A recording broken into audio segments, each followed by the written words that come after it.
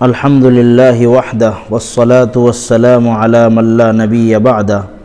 وعلی آلہ واصحابہ ومن اکتفى نہجہ اما بعد وبہ قال حدثنا محمد بن بشار یعنی العبدی قال حدثنا محمد بن جعفر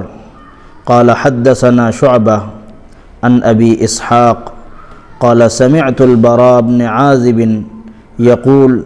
كان رسول الله صلى الله عليه وسلم رجلا مربوعا بعيد ما بين المنكبين عظيم الجمة إلى شحمة أذنيه عليه حلة حمراء ما رأيت شيئا قط أحسن منه.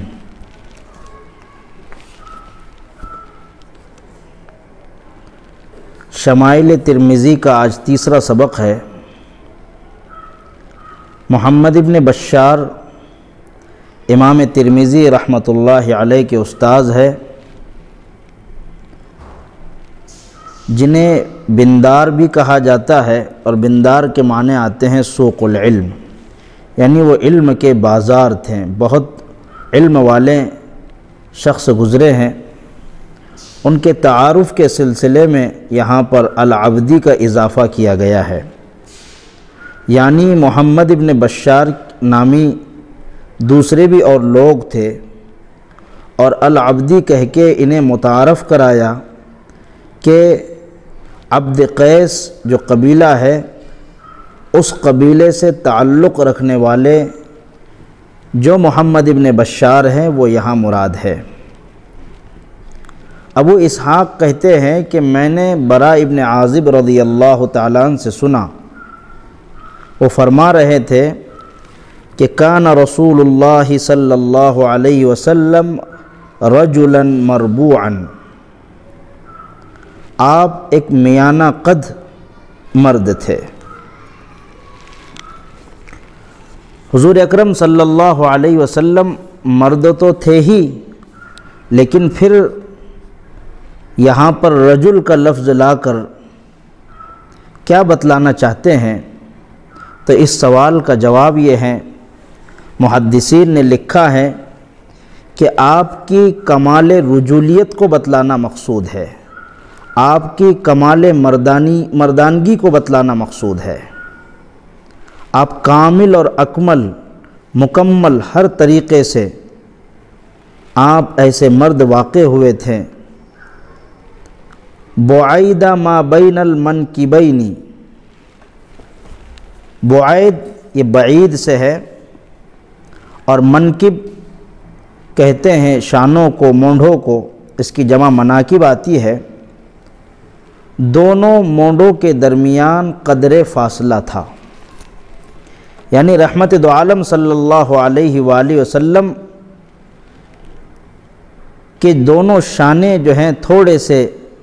فاصلے پر تھے. یوں تو ہر انسان کے مونڈے فاصلے پر ہی ہوتے ہیں، لیکن رحمت دو عالم صلی اللہ علیہ وآلہ وسلم کے دونوں مونڈے اس میں تھوڑا فاصلہ تھا، جس سے پتہ چلتا ہے کہ آپ کا سینہ چوڑا تھا، اور کشادہ سینہ ہونا بہادری، جوامردی، شجاعت اور جو ہے بردباری کی علامت ہوتی ہے. اسی طرح آپ کا ظاہری خلق، آپ کی ظاہری بناوٹ اندرونی خلق کا اظہار کر رہی ہے، یعنی جس طرح آپ کا ظاہر میں سینہ چوڑا ہے، آپ کا دل بھی، آپ کا سینہ بھی امت مسلمہ کے لیے، سخاوت کے لیے، رحم دلی کے لیے اور انسانی خیرخواہی کے لیے بہت چوڑا ہے. دوسری بات آگے فرماتے ہیں راوی، عظیم الجمہ الی شحمۃ اذنیہ. الجمہ اس کی جمع جمم آتی ہے، کثیر بالوں والے، کثیر بال جو کندھوں تک لٹک رہے ہوتے ہیں اسے جمہ کہتے ہیں. دیگر روایات میں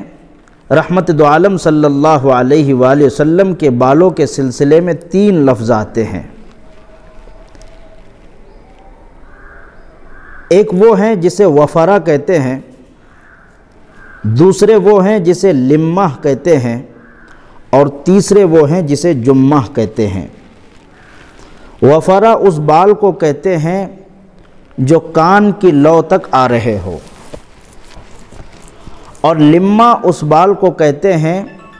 جو کان کی لو سے تھوڑا نیچے گردن تک لٹک رہے ہو، اور جمہ ان بالوں کو کہتے ہیں جو گردن سے نیچے شانوں تک لٹک رہے ہوں۔ تو رحمت دو عالم صلی اللہ علیہ وآلہ وسلم گھنے بالوں والے، اور آپ کے بال کان کے لو تک تھے۔ تو یہاں پر تین بالوں کی تین قسمیں بیان کی گئی۔ تو یہاں پر عظیم الجمہ کہا، حالانکہ جو بال کان کی لو تک ہوتے ہیں اسے وفرہ کہا جاتا ہے، اور یہاں جمہ کا تذکرہ کیا گیا ہے۔ تو جب عبارت میں کوئی ایسا قرینہ موجود ہو جو ان بالوں کی صفت کو بتلا رہا ہو، تو جمہ، لمہ اور وفرہ تینوں کو ایک دوسرے کے لیے استعمال کر لیا جاتا ہے، مجازاً اس کا استعمال درست ہوتا ہے۔ تو یہاں پر ایک اشکال یہ پیدا ہو سکتا ہے کہ شہمتی اذنئی جو یہاں لکھا ہے کہ کانوں کی لو تک آپ کے بال تھے،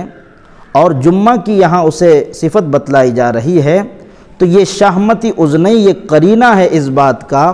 کہ جمہ کو یہاں پر مجازاً وفرہ کے معنی میں لیا گیا ہے۔ تو آپ کے بال کبھی جو ہے کان کی لو تک ہوتے ہیں جسے وفرہ کہا جاتا ہے، اور گردن تک ہوتے جسے لمہ کہا جاتا ہے، اور جو ہے شانوں تک ہوتے لٹک رہے ہوتے تو اسے جو ہے جمہ کہا جاتا ہے۔ حضرت شیخ زکریا رحمۃ اللہ علیہ نے لکھا ہے کہ رحمت دو عالم صلی اللہ علیہ وآلہ وسلم جب بال کو منڈا دیتے یا بال بنا لیتے، اس کے بعد جب بال کو چھوڑ دیتے تو وہ بڑھتے رہتے یہاں تک کہ کانوں کی لو تک آ جاتے، تو وہ جو ہے وفرہ شمار ہو جاتے۔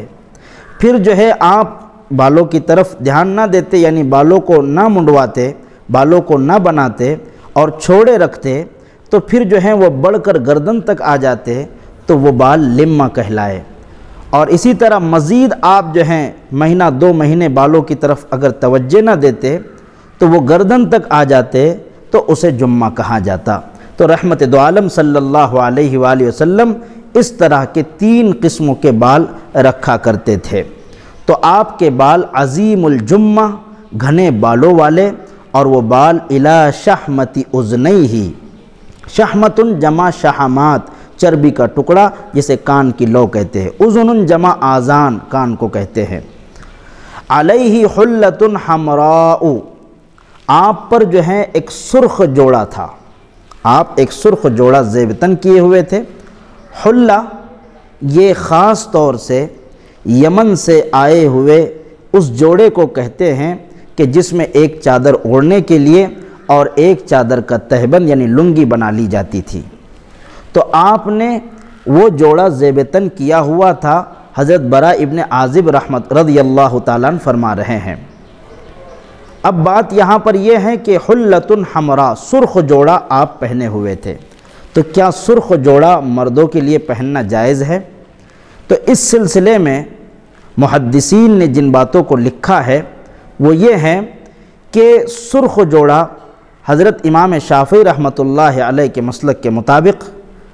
مرد پہن سکتے ہیں، عورتوں کے لیے تو کسی کا کوئی اختلاف نہیں ہے، عورتیں جو چاہے رنگ کا کپڑا پہن سکتی ہے، لیکن مرد سرخ اور لال جوڑا پہن سکتا ہے یا نہیں؟ امام شافعی رحمۃ اللہ علیہ فرماتے ہیں کہ مرد جو ہے لال رنگ کا کپڑا پہن سکتا ہے، اس وجہ سے کہ رحمت دو عالم صلی اللہ علیہ وآلہ وسلم نے بھی لال رنگ کا کپڑا پہنا ہے، اور اس حدیث کو گویا ان کے مسلک کی دلیل بنائی گئی۔ لیکن حافظ ابن حجر عسقلانی رحمۃ اللہ علیہ نے اس کا جواب دیا ہے، وہ فرماتے ہیں کہ رحمت دو عالم صلی اللہ علیہ وآلہ وسلم نے جو کپڑا پہن رکھا تھا وہ لال نہیں تھا، بلکہ اس کی زمین کسی اور رنگ کی تھی، اور اس پہ دھاری دھاری کی شکل میں لال جو ہے لال کام تھا، اس وجہ سے اس کو حلۃ حمراء کہہ دیا گیا۔ بہرحال احناف کے یہاں لال رنگ کا جوڑا پہننا درست ہے یا نہیں ہے، تو اس سلسلے میں یہ ہے کہ اگر کوئی شخص لال رنگ کا جوڑا پہن لیتا ہے تو اس سلسلے میں یہ بات واضح کی گئی ہے کہ ایسے مرد کے لیے ایسا جوڑا پہننا مکروہ تنزیہی ہے۔ لیکن اگر کوئی ایسا جوڑا ہو کہ جس کی زمین اور کلر کی ہو اور اس پر جو ہے لال رنگ کی دھاریاں ہوں، تو ایسا جوڑا پہننے میں کوئی قباحت نہیں ہے۔ تو رحمت دو عالم صلی اللہ علیہ وآلہ وسلم کے جسم اطہر پر جو ہے یمنی جوڑا تھا۔ راوی فرماتے ہیں کہ ما رأیت شیئا قط احسن منہ، آپ اس جوڑے کے اندر اس قدر حسین، اس قدر جمیل اور خوبصورت اور حسن کا ایک عظیم پیکر نظر آ رہے تھے کہ میری آنکھوں نے اس سے پہلے آپ کو کبھی جو ہے آپ سے زیادہ حسین کبھی نہیں دیکھا۔ ما رأیت شیئا، کسی چیز کو میں نے قط کبھی بھی احسن من، آپ سے زیادہ حسین و جمیل نہیں دیکھا۔ شیئن کا لفظ یہاں پر لا کر اس بات کی طرف اشارہ ہے کہ چاند بھی ان کے سامنے پھیکے پڑ چکا ہے، سورج بھی ان کے سامنے پھیکا پڑ چکا ہے، اور دنیا میں جتنی بھی چیزیں زرق و برق اور رونق اور اچھی اور دیدہ زیب ہوتی ہیں اور جو ہے دیکھنے والوں کو اچھی لگتی ہے، تسر الناظرین ہوتی ہیں، دیکھنے والوں کو خوش کرتی ہیں، ان سب میں زیادہ حسین اور جمیل آپ محسوس ہوتے تھے۔ حضرت عائشہ رضی اللہ تعالیٰ عنہا کا تو مشہور قول ہے کہ جو ہے مصر کی عورتوں نے حضرت یوسف علیہ السلام کو دیکھا تھا، آپ کے حسن کو دیکھا تو اپنی انگلیاں کٹوا لیتی اگر وہ مصری عورتیں میرے محبوب رحمت دو عالم صلی اللہ علیہ وآلہ وسلم کو دیکھ لیتی تو اپنے جگر اور اپنے دل کاٹ ڈالتی۔ مشہور شاعر صحابی رسول حسان ابن ثابت رضی اللہ تعالیٰ نے فرمایا وَأَحْسَنَ مِنْكَ لَمْ تَرَ قَطُّ عَيْنِي، میری آنکھوں نے آپ جیسا حسین و جمیل تو دیکھا ہی نہیں۔ وَأَجْمَلَ مِنْكَ لَمْ تَلِدِ النِّسَاءُ، اور کسی ماں نے ایسا گوہر اور ایسا